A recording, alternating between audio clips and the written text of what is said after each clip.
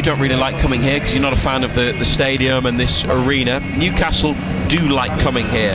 They haven't lost at the London Stadium for 6 years, since March 2019. 4 wins, 2 draws since then. Another victory here tonight. And after Brighton and Villa won at the weekend and Bournemouth drew to go above Newcastle, Eddie Howe's players have responded and lifted themselves back up to 6th in the Premier League table, level on points with Manchester City in 5th, and the perfect start to a massive week. And we'll continue the build up to Wembley here on BBC Radio Newcastle all week. Total Sport every night between 6 and 8, also available on the BBC Sounds app. You can listen back anytime or listen live anywhere in the world on BBC Sounds. Search for Total Sport Northeast, and we'll be live from Wembley next Sunday, 10 o'clock in the morning on Wembley Way, and then all the pre-match atmosphere from inside the ground starts at 2.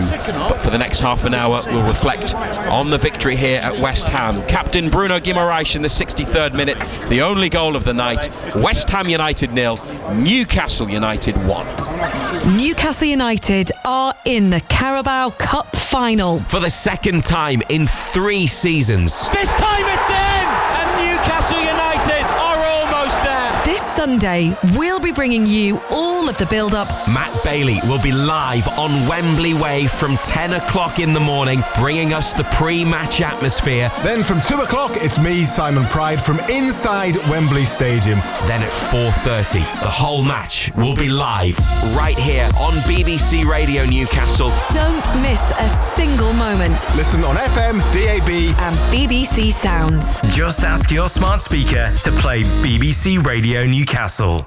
Yes, now we can count down to Wembley on the back of a victory for Newcastle United. This is Simon Pride back in the studio. Ando is still at the ground and he will reflect with me and with you if you want to get in touch for the next, 28 minutes or so. I don't know if there's enough that happened in the match, Ando, to last 28 minutes, but we'll give it a go, won't we? We'll give it a go. And at least if it had been 0-0, we'd have really struggled, I think. So it's amazing what difference a goal can make. And it's a match that won't live long in the memory in terms of the quality, but it is an important result for so many reasons, because it is so tight in the Premier League. You've already alluded to that fact, and to go into a cup final on the back of a victory, I think, we've seen in the past how important that can be. Going to a cup final on the back of a bad result, a bad performance, something negative, and there can be a bit of a hangover, whether you like it or not. So this is really important. Yeah, definitely. I think the result is huge, as far as the league position is concerned. You wouldn't say it was a great performance. You wouldn't say that there was a great deal of quality. There wasn't a great deal of quality from either side, to be quite honest. But I think if either side was going to win it, I always thought it was going to be us. I thought our final ball at times let us down. I thought our decision making was poor. Both sides just kept giving it away cheaply. But at the end of the day, it's a big result, because it's so tight for those European spots. In you see. We've seen at the weekend what can happen with a win. If you win games, you can jump places. If you lose games, you can fall places. So it was hugely important that we got a result tonight. It was hard fought, no doubt about that. We had to work really, really hard. But as you rightly say, it's not a game that you're going to be talking about for a long time. But a win's a win, and it doesn't matter how it comes. And of course, to get a win going into the cup final as well, you wouldn't have wanted to go into the cup final on the back of a defeat. You probably wouldn't have even wanted to go into it on a draw, because if the performance had been good, you'd have went, there's a lot we can take out of that, because we played well and we did this and we did that. But the performance itself wasn't great from neither side. The first half was terrible. It was a really poor game. But it only took one goal to win the game, and fortunately for us, we got it. And you'd have to say we probably deserved it, because I thought if any of the football that was played, we played it. I thought we were better first half. Their keepers made a couple of decent stops from Barnes.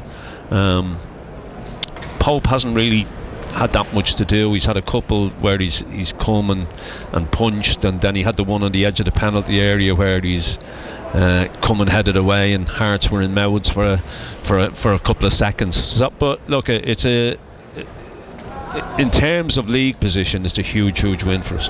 Yes, so they're in 6th place now in the Premier League. They have a pretty much identical record to Manchester City, who are 5th, in that both teams from their 28 games have won 14, drawn 5 and lost 9.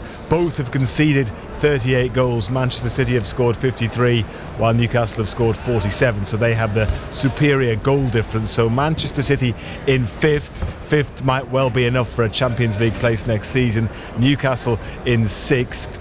Looking above, well, Chelsea are in 4th on 49 points, just 2 points ahead. Then there's another gap of a further 2 points to Nottingham Forest on 51, Arsenal on 55, Liverpool miles clear on 70, so Newcastle have closed the gap to 23 points on Liverpool. But then you look below as well, and Brighton are on 46, Villa are on 45, Bournemouth 44, you can even look at Fulham on 42, and so it looks as though the race will go down to the wire, won't it? So again, you look at a result like this at the end of the season, and it could well prove to be absolutely vital. Yeah, I just said that to Reza there at the end. You know, this result come the end of the season could be absolutely huge. You know, because I think it will go down to the wire. You know, I think there's a lot of football to be played. It's still so tight.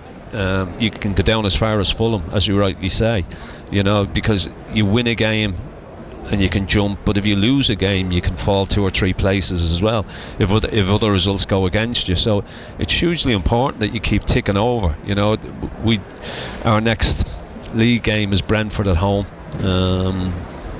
which is a big game for us as well.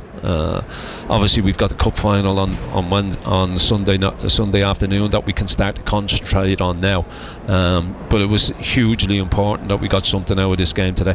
I don't think a draw wouldn't have been the worst result in the world, but to actually win the game and keep a clean sheet, you know, the fact that we've kept a clean sheet, something that we've struggled to do lately, I think that was a big bonus for us as well.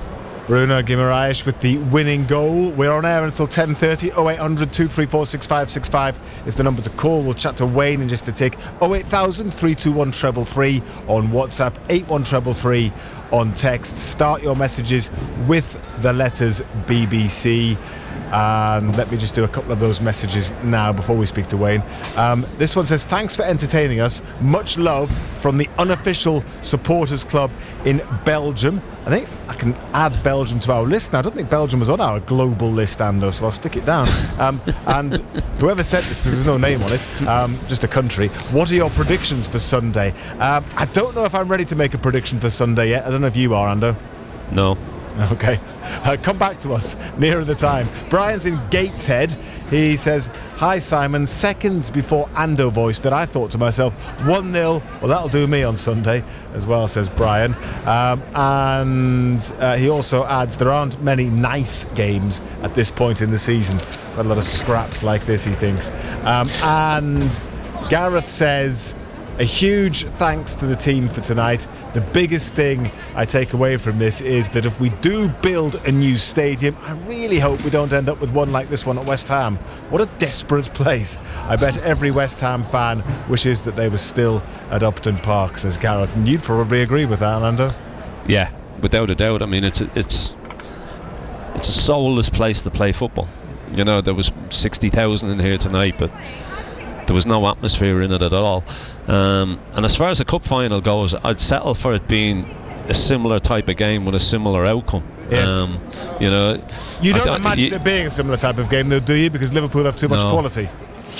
No, I don't. I think Liverpool will keep the ball an awful lot better than West Ham did, to be fair. But look, we just hope that Liverpool have a real tough game tomorrow night against PSG. You know, I hope it goes to the wire. Yes. You know, you'd like PSG to win 1-0 and for it to go to extra time. A bit of extra time, yeah, maybe a penalty shootout as well. That'd help. Every little thing would help. And then go to Sunday in a similar game to the game as tonight and a similar outcome. maybe a temporary floodlight failure which makes the game go on an extra half an hour, that sort of thing. Yeah. It can all happen, can't it? It can all happen. Razor will be probably pretty much as we speak chatting to Eddie Howe, so we'll hopefully get you that interview between now and the end of the programme at 10:30. Let's chat to Wayne now, who's waiting patiently on the line to speak to us, Newcastle supporter. How are you doing, Wayne? Hello, Freddie. How you doing? Good evening, John. Hey, Wayne. Are you well? Yeah, I'm good, thanks. Good. Well, it wasn't the greatest game, was it, John? I would go as far as to say it was quite drab at times. Both sides seemed to win the ball back, but then sloppily give it away with passes.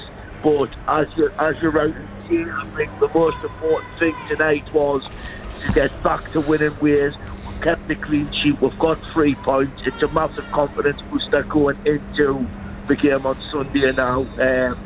Which obviously we wouldn't have wanted to go into the game on Sunday on the back of a defeat. Even a draw would have been sort of a negative result, in my opinion. Yeah, look, I think you always wanted to go into the cup final on the back of a positive result. We've got that tonight. The fact that we've kept a clean sheet as well, something that we've struggled to do in recent games. Look, I'm not kidding myself and saying that everything's rosy in the garden and that, you know, Liverpool won't ask us more questions than West Ham did, because I'm sure they will.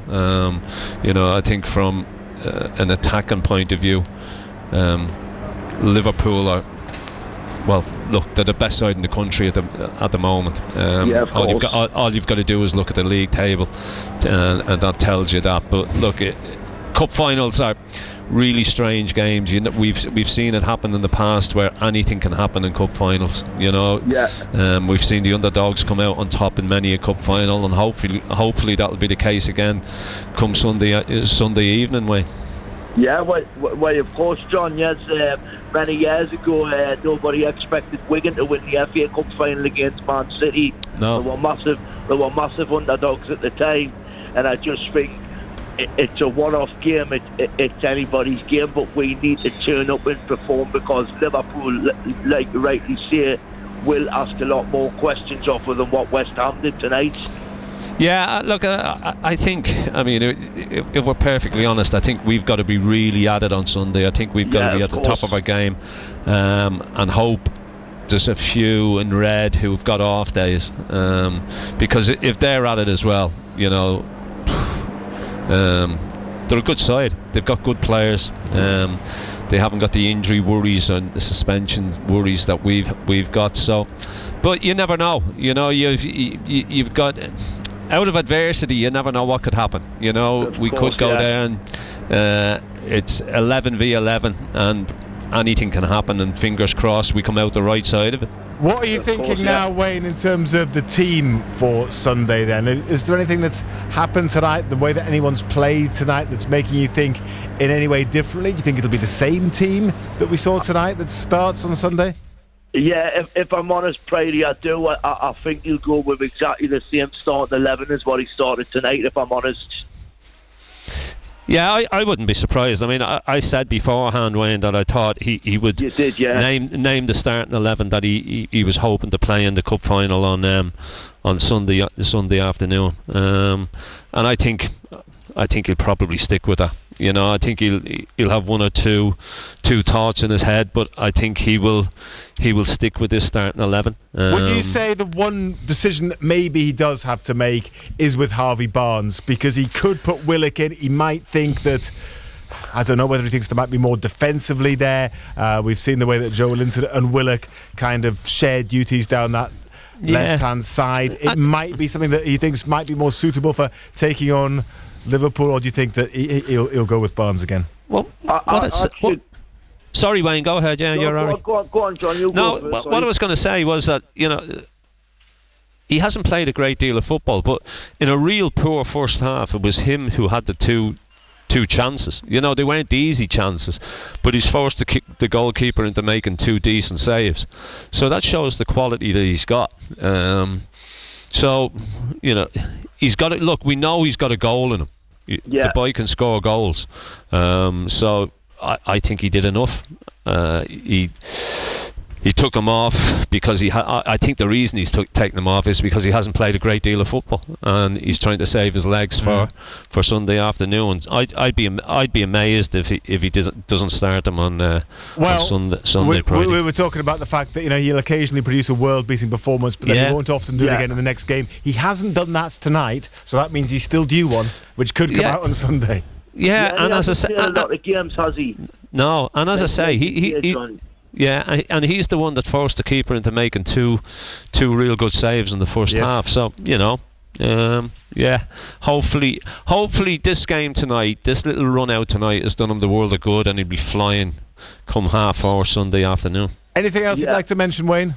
Yeah, it was just from what you were saying there, Friday, that I think if there's any decision in that starting 11, then it maybe would be that left-hand side. But what I would say in Barnes' defence, like agreeing with what John's saying there, he hasn't really played a great lot of games. So the experience of playing in the high-tempo games he hasn't really had. But I thought he did okay tonight, if I'm honest. And that'll have done him good as well, playing a game like that. It'll just make him, you would hope, a little bit sharper. Thank you very much indeed, Wayne, for coming on this evening. Cheers, Wayne. All the best. 0800 234 6565. That's BBC Radio Newcastle's number. We're on until 10:30 this evening. If you'd like to send us a message on WhatsApp, 08000 321 333 and text 81333. Start your messages with the letters BBC. And Kim has been on. It was Kim in Belgium who had sent that original message. And Kim also adds you can follow us on Newcastle United Belgium FC on Facebook. And cheers for the shout out. So if you're a Belgian Newcastle United fan or a Newcastle fan based in Belgium, that could be the social media place for you. Right then, let's now have a chat to Andrew, to whom we spoke before the match. We can speak to him again afterwards and find out his post-match views. Good evening again, Andrew. How are you doing? Hi again, Friday. Hi, Andrew. Hey, Andrew. I don't think we can underline how important that result was on many different levels. For the league points, it was huge. I think for supporter morale, it was huge. For momentum going into the cup final, it was huge. It was just a game we had to win, and thankfully we've done it. It wasn't the prettiest watch. I've seen far better games than that, but I thought we were worthy winners. I thought we asked more questions. I thought we tested them a lot more. I didn't think Nick Pope had much to do with anything. And in a scrappy game, I thought we were deserved winners. And a quick shout out to Kieran Trippier, who I thought was absolutely brilliant. I thought he was my man of the match. I go along with a lot of that. I think I said to Pridey earlier on that I thought if anybody was going to win, it was going to be us. I think we carried a bigger threat than they did. As you rightly say, it wasn't the greatest game in the world. It's not one that will live long in the memory. But it was all about getting those 3 points on the board for the league position. The way the league is at this moment in time, it's so tight. So it was a big win. It was a big win. Huge win. And the fact that we've kept a clean sheet as well. We found clean sheets hard to come by. So to take a clean sheet into the cup final is a bonus as well. So hopefully they can take a little bit of belief out of this one as well. But I think you got to be honest enough to say that I think West Ham didn't ask too many questions. I think Liverpool may ask 1 or 2 questions more, you feel. Absolutely. But on the day, anything can happen. And as I said to Simon earlier as well, you'd love PSG to win tomorrow night. 1-0, go to extra time, go to penalties. Rough it up a little bit.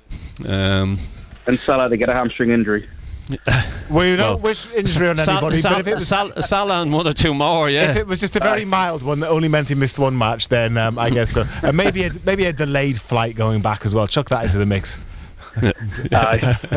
Another ash cloud. Yeah. Well, let's not go overboard again, but yes. Andrew, anything else you'd like to mention? No, just I still don't think that is guaranteed the team for Wembley. I wouldn't be surprised if there's a couple of more surprises up Eddie's sleeve. I'll just leave it at that. What do you think? Well, Like don't what? leave it at that. Yeah, no, exactly. you can't leave it at that. You've got to say. If you think that he might change it, what do you think he might do? I don't know why, but I've just got a sneaking suspicion that he might go to 3 at the back because of how well we played and the success we had over Arsenal, those 2 legs. I've got that in the back of my mind and I can't shake it. And who will the 3 be? Byrne, Shaw and Kraft it'll have to be. Right. So, which means that you play Livramento left wing back, yeah? Yeah. And Trippier right wing back. Right, so Livramento pushes on. Yeah. He's not going to get tracked by Salah.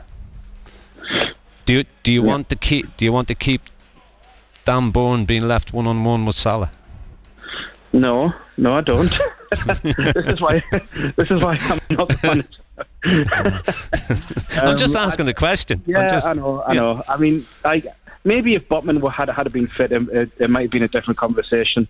Maybe we'll go the same again. But I just think back to those 2 Arsenal games and how well we cope with them. And, that's just my... I think going 3 at the back for that second leg, though, that was a very specific situation when they already had a 2-goal lead. I mean, you go into a final with a score at 0-0, and it might feel a little bit negative, and it's almost inviting a good attacking side like Liverpool onto you straight away. And as you say, there's that issue potentially as well with Salah on that right-hand side. And whatever plan Newcastle United have for Sunday, it is going to involve somehow containing the Premier League's top scorer, isn't it? Yeah, I mean, but you could ask Livramento to drop deeper and then have Joe Linton on the left as well to come back and help out. Mm-hmm. So, look at I wouldn't rule it out. I wouldn't say you were wrong. I think that thought's probably gone through Eddie Howe's mind, but I said before the game tonight, the side that he picks, I think will be the side that he goes into the cup final with, and I'll stick with that. But I wouldn't at all rule out that notion, Andrew, if I'm perfectly honest, because as you rightly say, in those 2 games against Arsenal, it worked really, really well. But will he do it in a cup final? But we'll see. It's it'll be interesting to see. I mean,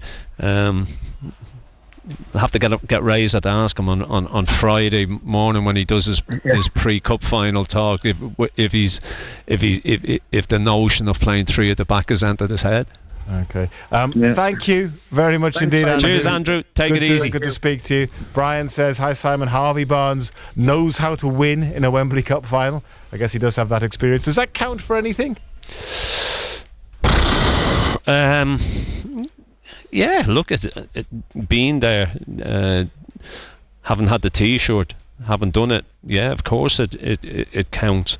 But there's a few boys in red who've been there and done it and have the T-shirt as well.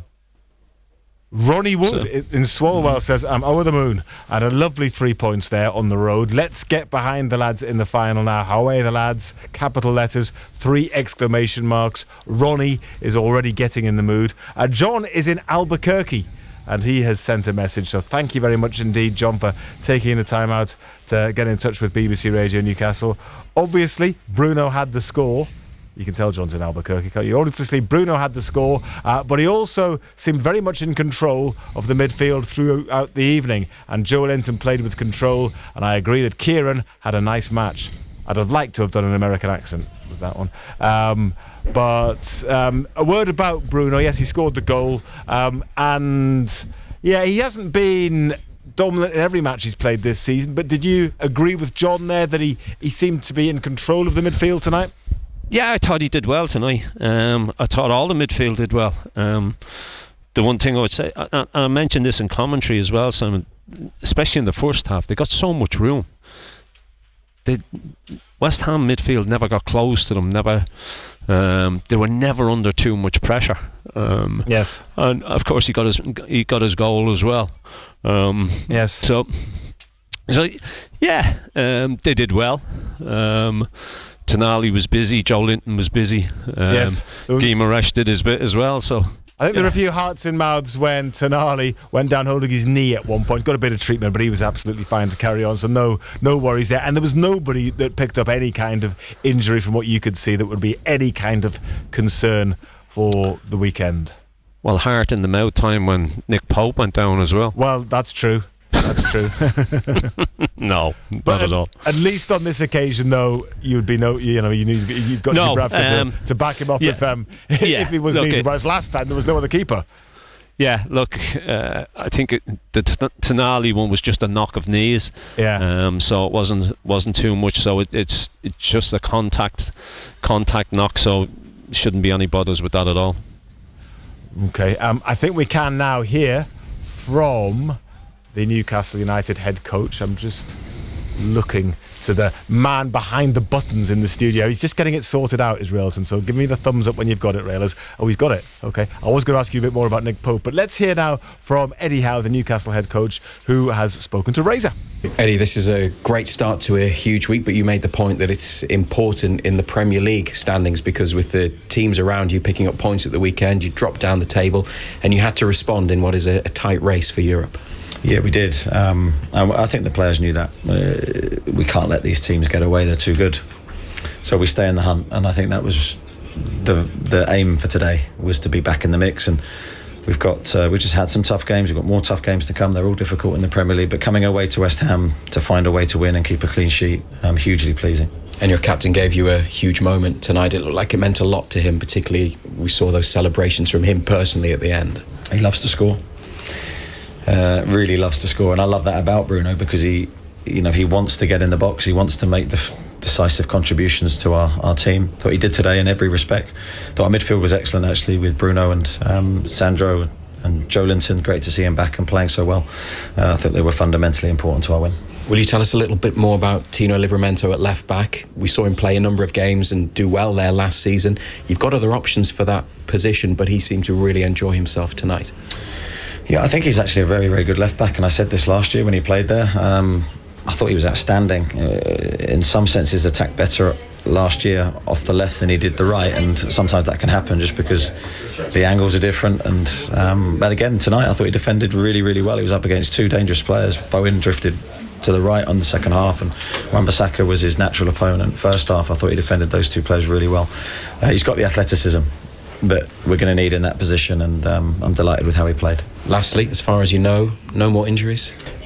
Touch wood, Razor. I don't like talking about them, to be honest, but sometimes injuries can appear from nowhere, as we've discovered in the last week, so don't want to speak too early, but yeah, so far so good. Yes, let's hope none appear from anywhere or indeed in training. I'm sure things will be relatively light now between now and Sunday, but good to hear from Eddie Howe before we go off air this evening, and he has every right, I think, to feel pretty pleased this evening, Ando, doesn't he? Yeah, definitely. It's the start of what's a hugely important week for the club. It's nice to get a win under your belt, but it's even nicer to keep a clean sheet. It's something that we've struggled to do. So coming away from home, getting 3 points on the board, keeping the clean sheet, as I say, a good start to what's a huge week ahead for us. Are you starting to get Wembley jitters? No, not yet. Not yet. Good luck with Cheltenham tomorrow. You can read the Racing Post on the train on the way home. I will do, don't worry about that. We'll have you back on Total Sport tomorrow evening, of course. We'll be live Cheers, from Brady. the Stadium of Light tomorrow night. More live football on BBC Radio Newcastle. It was scrappy tonight, but it was job done for Newcastle United. Good ball back to Tonali. Whipped over to Barnes on his right. Barnes goes for the low shot, blocked, just come back to him. Chips it in. It's there. They've scored. It's Bruno with the all-important touch from the ball lifted into the middle. And the Newcastle United captain scores at the London Stadium. He's come in for criticism recently.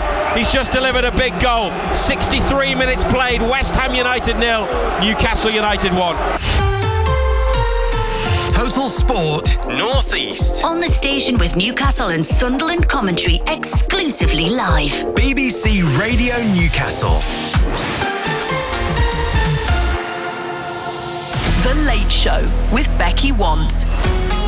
On local BBC Radio. It is 10:30, and if you're listening on BBC Radio Newcastle, the football's over. I hope you've got a smile on your face, and you're very welcome. We've just been talking about Graham Gulman from 10cc on the way after 11 o'clock tonight and all this week. What a musician he is. Michael in Calverton agrees. He said we've seen 10cc twice. The production values of the show are awesome. The musicianship, awesome. Yeah, and Graham Gulman, after all these years, is still doing his thing, and he is absolutely brilliant. And earlier on, just after 10, I mentioned having jet wash envy. Sheila in Thurrock, I think you were reading my mind. You were sending me a message as I was talking about it. She said, what a wonderfully sunny weekend it was. I'm glad to say the new garden furniture flat packs arrived, but before it was placed, I cartured the flagstones. I think that's jet washing, isn't it? How truly satisfying is that instant improvement? I know, Sheila, I was saying instant gratification. I just need to borrow one off somebody. And I have to say thank you for the photograph. That garden furniture looks absolutely tremendous.